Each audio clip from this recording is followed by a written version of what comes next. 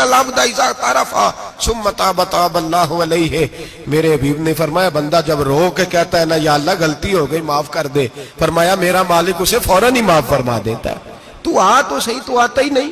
سنیں بڑی پیاری حدیث، بڑی خوبصورت حدیث، کنز المال میں دیگر کتب احادیث میں ہے. حضرت ابو ہریرہ رضی اللہ تعالیٰ عنہ فرماتے ایک بابا جی نبی پاک کی بارگاہ میں آئے، اور جب وہ واپس جانے لگے تو میں نے عمر پوچھی تو عمر تھی 96 سال. کہتے ہیں بزرگ جب آئے نا تو یہ بھویں جو ہے نا ان کی سفید ہو کے تو یوں آنکھوں پہ آ گئی.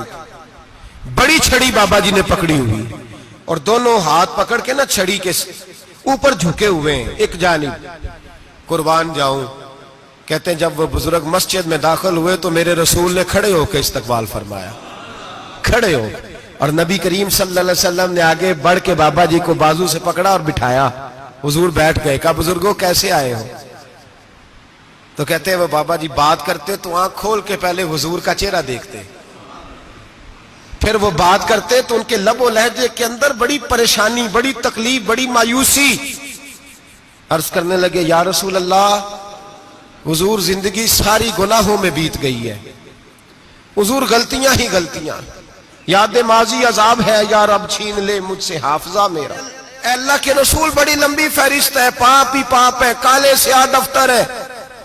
یا رسول اللہ صلی اللہ علیہ وسلم جب پلٹ کے دیکھتا ہوں حضور مجھے نیکی دکھائی نہیں دیتی.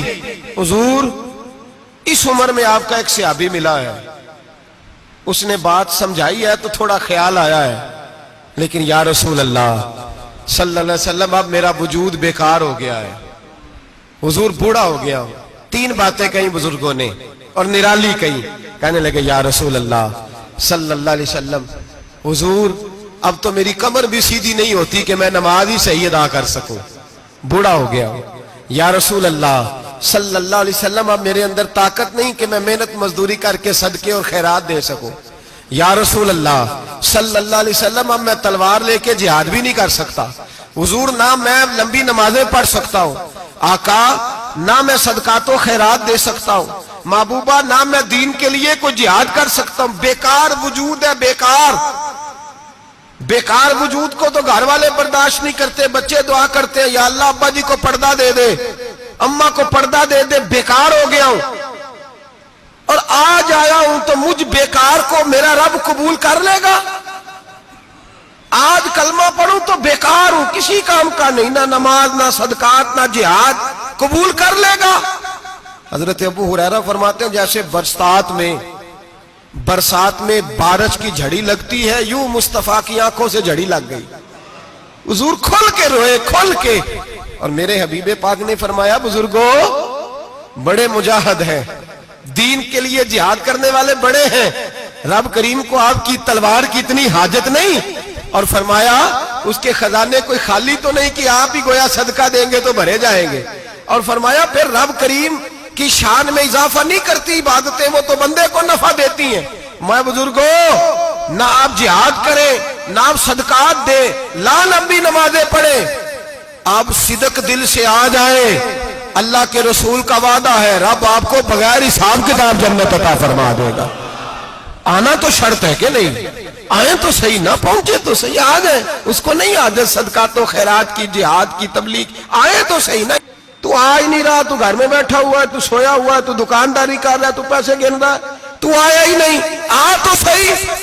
بلکہ میرے نبی پاک فرماتے ہیں جب اللہ پاک کا بھاگا ہوا غلام آتا ہے پھر تو اللہ زیادہ راضی ہوتا ہے، پھر تو اللہ زیادہ راضی ہوتا ہے، زیادہ راضی ہوتا ہے. تو آ تو صحیح، پہنچ تو صحیح.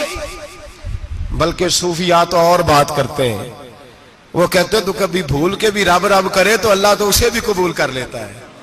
بھول کے. ملا رومی کہتے ہیں بنی اسرائیل کا بندہ ہے، صنم پتھر کو کہتے ہیں، بت کو کہتے ہیں، بت کے سامنے کھڑا ہے اور ساری رات کہتا ہے یا صنم یا صنم یا صنم، اے پتھر اے بت. ساری رات پکارتا رہا، رات گہری ہو گئی، نیند کا غلبہ، تھک گیا، سونے کے قریب آیا تو غلطی سے منہ سے نکل گیا یا صمد، یا صنم کی جگہ نکل گیا. رب کریم نے فرمایا جبریل دوڑ کے جا، جو مانگتا ہے اسے دے دے. حضرت جبریل عرض کرتے ہیں مولا بھول کے تیرا نام لے رہا ہے، بھول کے لے رہا ہے تو رب کریم نے فرمایا چل نام تو میرا ہی لے رہا ہے نا، میرا لے رہا ہے نا یا اللہ۔ وہ اللہ کریم نے فرمایا جھوٹے کے سامنے ساری رات کا کھڑا ہے، ساری رات کا پکار رہا ہے، اسے کچھ نہیں ملا تو سچے کا نام لیا ہے، اگر میں بھی کچھ نہ دوں اور بت میں اور مجھ میں فرق کیا رہ جائے گا؟ جا جو مانگتا ہے جھولی بھر کے دے، نام تو لیا ہے نا۔ او بھائی تو بہانا تو بنانا، وہ آ تو صحیح نا، تو یہاں آ جا، پہنچ جا، آ جا، بس بیٹھ جا، اس کی بارگاہ ناز میں حاضر تو ہونا، تجھے فرصت ہی نہیں۔ تو یاروں کے لیے ٹائم نکالتا ہے، بازاروں کے لیے ٹائم نکالتا ہے، گلیوں کے لیے ٹائم نکالتا ہے، چوکوں چوراہوں کے لیے ٹائم نکالتا ہے، ہفتے میں ایک دن ہوٹلنگ کے لیے بھی جاتا ہے، لیکن کبھی چھپ کے 2 نفلوں کی تجھے توفیق نہیں ہوتی۔ اور میں کئی دفعہ کہہ چکا ہوں، جس بندے کو بغیر عبادت کے رزق زیادہ ملنے لگ جائے اس پر آزمائش ہوتی ہے رب کریم کی۔ اللہ فرماتا ہے اس کو پیسے دو، اسے آنے نہ دینا، اس کو چل پیسے دوڑ جا۔ لوگ سمجھتے ہیں میں بڑا ذہین ہوں، عقل مند ہوں، دیکھو میں اپنی ہوشیاری سے، چلاکی سے آگے نکل گیا، تو آزمائش ہے، یہ تو آزمائش ہے رب کریم کی طرف سے، یہ تو اس کی خفیہ تدبیر ہے۔ میرے بھائی اس کی بارگاہ ناز تک جو آ گیا، آنا تو ہماری ذمہ داری ہے کہ نہیں؟ پھر اس کی رحمت آگے بڑھ کے استقبال کر لیتی ہے۔ اور خدا کی رحمت کتنی زیادہ ہے، میرے حبیب کریم سید عالم صلی اللہ علیہ وسلم نے فرمایا اللہ نے اپنی رحمت کے 100 حصے کیے۔ حضور فرماتے ہیں ایک حصہ اللہ نے دنیا میں نازل کیا ہے۔ کتنا؟ ایک حصہ۔ فرمایا یہ جو ماں بیٹے سے پیار کرتی ہے، باپ بیٹے کے لیے مزدوری کرتا ہے، جو بہن بھائی کے لیے روتی ہے، یہ جو بیوی شوہر کے لیے دعا مانگتی ہے، یہ جو بچے ماں باپ سے پیار کرتے ہیں، فرمایا یہ اس ایک رحمت کا نتیجہ ہے، ایک رحمت کا نتیجہ۔